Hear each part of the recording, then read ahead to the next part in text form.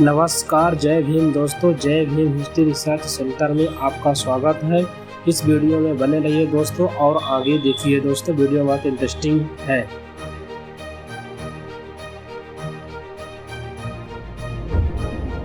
Bullet train से लेकर hyper loop तक आज एक से बढ़कर एक रेलगाड़ियां हमें देखने को मिलती हैं और नॉर्मल ट्रेन में बैठना तो लोग अपनी शान के खिलाफ समझते हैं।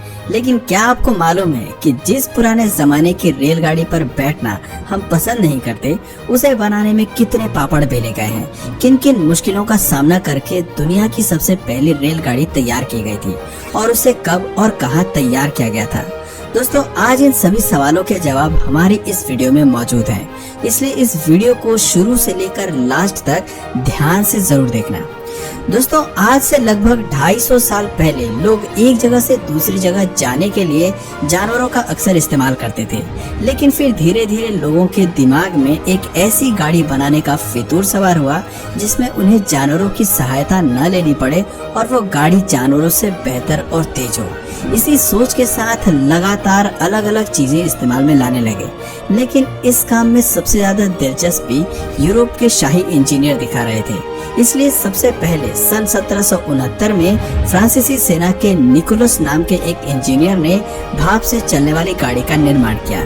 ये एक तोप गाड़ी थी जिसका इस्तेमाल जंग के दौरान किया जाना था, लेकिन ये न केवल बहुत ही ज्यादा शोर करती थी बल्कि इससे चिंगारी भी निकलती थी। ऊपर से इसमें घोड़ा गाड़ी से अधिक खर्चा आता था और कुछ ही समय बाद इसका एक पहिया टूट गया, यानी कि मशीन से चलने वाली गाड़ी को बनाने की पहल हो चुकी थी, लेकिन वो उतनी ज्यादा सफल नहीं हुई। पर इसके बाद लोगों के अंदर ये विश्वास जाग गया था कि वो अगर बेहतर तरीके से काम करें तो मशीन से चलने वाली गाड़ी बनाने का उनका सपना पूरा हो सकता है। ऐसे में सन 1801 में रिचर्ड थ्रेवथिक नाम के एक इंजीनियर ने लोहे की एक बड़ी इंजन गाड़ी बनाने में सफलता हासिल करी। इस इंजन गाड़ी में एक चिमनी लगी हुई थी और आसपास कुछ लोगों को बैठने के लिए भी थोड़ी बहुत जगह बनाई गई थी। रिचर्ड के इस इंजन गाड़ी को सड़क पर चलाने के अलावा पटरियों पर भी चलाया गया, पर कुछ दिनों बाद इनकी गाड़ी में आग लग गई। हालांकि वैज्ञानिकों ने इसका एक ढांचा बनाकर तैयार कर लिया था जो कि कुछ इस प्रकार था। आप देख सकते हैं कि इस गाड़ी से कितनी तेज आवाज निकल रही है। इसी वजह से इस गाड़ी का नाम पफिंग डेविल रखा गया। पफिंग डेविल का मतलब होता है छुक छुक करने वाला शैतान। जब सबसे पहली बार ये ट्रेन पटरी पर दौड़ने लगी तो इससे निकलने वाली चिंगारी और आवाज को देखकर आसपास के लोग इसे शैतान समझ रहे थे। उन्हें तो पता ही नहीं था कि इस तरह की भी कोई गाड़ी होती है। उन्हें तो केवल बैलगाड़ी और घोड़ा गाड़ी ही समझ में आती थी। हालांकि दोस्तों, पहली इंजन वाली गाड़ी के जलने के बाद रिचर्ड ने हार नहीं मानी और साल 1803 में इन्होंने एक दूसरी भाप इंजन गाड़ी बनाई और उसे कॉर्नवेल से लंदन तक का सफर तय किया। लेकिन इस यात्रा के दौरान इंजन की पूरी तरह से हालत खराब हो गई थी, जिसके बाद रिचर्ड ने सोचा कि इस स्टीम इंजन वाली गाड़ी को सड़कों पर न चलाकर लोहे की पटरियों पर चलाया जाए तो ये ज्यादा लंबे समय तक चल पाएगी। अब उसी टाइम इंजन से चलने वाली गाड़ी पर सफर करने का जोश तो जोरों शोरों से लोगों के मन में था और रिचर्ड इस बार हार नहीं मानना चाह रहे थे। इसलिए उन्होंने कंपनी से बात करके कॉर्नवेल से लेकर लंदन तक पटरी भिजवा दी और फिर 21 फरवरी 1804 को एक ट्रेन जिसमें 25 टन लोहा और 70 आदमी सवार थे, उसे रिचर्ड ने खुद 4 घंटे 5 मिनट तक चलाया था। ये दुनिया में पहली बार हुआ था जब स्टीम इंजन की मदद से इतना भारी सामान और लोगों को ले जाया गया था। हालांकि दोस्तों, ये आविष्कार तो हो गया था, लेकिन इस समय तक रेलगाड़ी को बहुत ही खर्चीला और कम उपयोगी माना जाता था। इसी वजह से किसी भी कंपनी ने इस प्रोजेक्ट पर हाथ लगाना फायदेमंद नहीं समझा। लोगों को लगा कि इसमें सिर्फ नुकसान ही होगा, क्योंकि उस टाइम लुटेरे वगैरह भी बहुत होते थे और रेल की पटरियां भी ठीक तरह से नहीं बिछी थी। इन सारी चीजों को अकेले मैनेज करना रिचर्ड के लिए बिल्कुल भी आसान नहीं था। इसलिए उन्होंने भी लाख कोशिशों के बावजूद थक हार कर अपने इस प्रोजेक्ट को बंद करना ही सही समझा।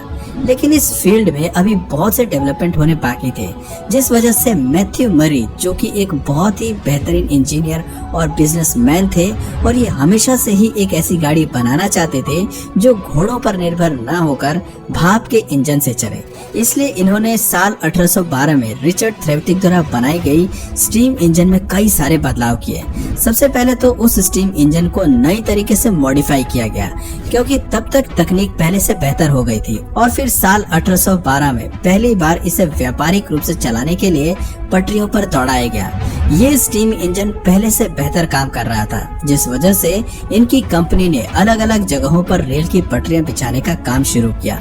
पर दोस्तों, जहां एक तरफ मैथ्यू मुरे लगातार कोशिश कर रहे थे, वहीं लोगों का कोई भी इंटरेस्ट रेलगाड़ी की तरफ दिखाई नहीं दे रहा था। इसलिए काफी लंबे समय तक रेलगाड़ी का इस्तेमाल केवल सामान ढोने के लिए किया जाता था। लेकिन फिर आते हैं जॉर्ज स्टीफेंसन। इन्हें कोयले के इंजन के इस्तेमाल और ट्रेन को दुनिया के अलग अलग हिस्सों तक पहुंचाने के लिए जाना जाता है। इन्होंने अपने बेटे के नाम पर अपनी कंपनी शुरू करी थी, जिसका नाम था the Robert Stephenson and company.